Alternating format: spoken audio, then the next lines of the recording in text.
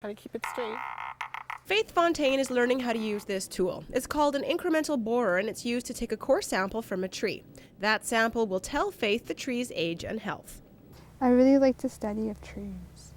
It's so interesting that there's so many and they're all different. Knowing how to take a tree's core sample will come in handy if Faith decides to get a job in the forestry industry. I think that's good. Faith is 16 and from Saging First Nation. She's one of the teenagers at the 3-week Junior Forest Ranger Camp here at Shoe Lake in Nopaming Provincial Park.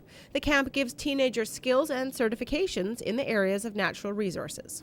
Making wreath. Gonna make this wreath. Tyler Williams is 17 and also from Saging First Nation. And this morning he's practicing making wreaths.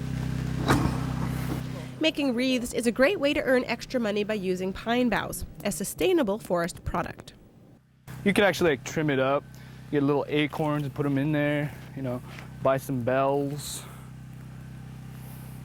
Be a perfect gift.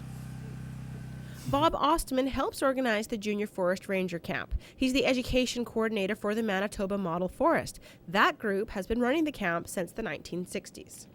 And the aim is to get youth involved in conservation awareness and also give them a chance to experience resource management issues, things like how are the fisheries managed? How do we make sure we guarantee that there's going to be enough fish in the lake, enough healthy forest to sustain us all? We even look at wildlife and wildlife management issues. The camp is in a remote forest area north of the Whiteshell, making it the perfect place to learn about the ecosystems within it. But that's only part of the focus of the camp. And I think the other benefit of the program is they come away with more career awareness. Now they can see that there are jobs out there if they do continue their education and if they are interested, even though they live in remote areas, that there's both seasonal work as tree planters, firefighters, and full-time work as park workers, natural resource officers. We've met professionals in the field, and the students are telling me that they didn't realize there was that many people involved in our parks and our fisheries and our forests and our wildlife branches. I love it here. It's so calm right now. And from the department's point of view, they really, really want to have more First Nations workers in the workforce to take care of our resources. They know their area, they know their lakes and rivers and streams, and that could be a huge benefit to conservation. Learning how to operate and ride a quad is another good thing to know. And today, ATV training starts out safely and slowly, with the instructor teaching the teens how to troubleshoot any mechanical problems. That's something to keep in mind. Just regular 1030 isn't necessarily the oil used in all these different machines. Soon enough, the teens are maneuvering their quads safely around the field, happy to now add ATV training to their resumes. Tyler's a natural on a quad and easily finishes the exercises. This certificate was a fun one for Tyler to complete, but not every course at the camp has held his interest quite as well. We got boat safety, which it was boring, but getting the certification, it's awesome, And St. John's, CPR and first aid. Getting my first aid is pretty awesome too.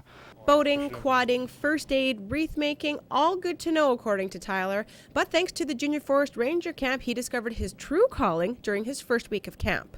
I love firefighting. I went to, I think it was Bird Lake, and they had these little competitions there, and I actually it pulled me towards it there, and I was like, I seen these guys rolling up hoses, and I wanted to be there. It was awesome. A lot of squirrels wake you up in the morning. The actual campsite is located at a forest fighting camp. The boys sleep in these tents, and the girls sleep in this cabin.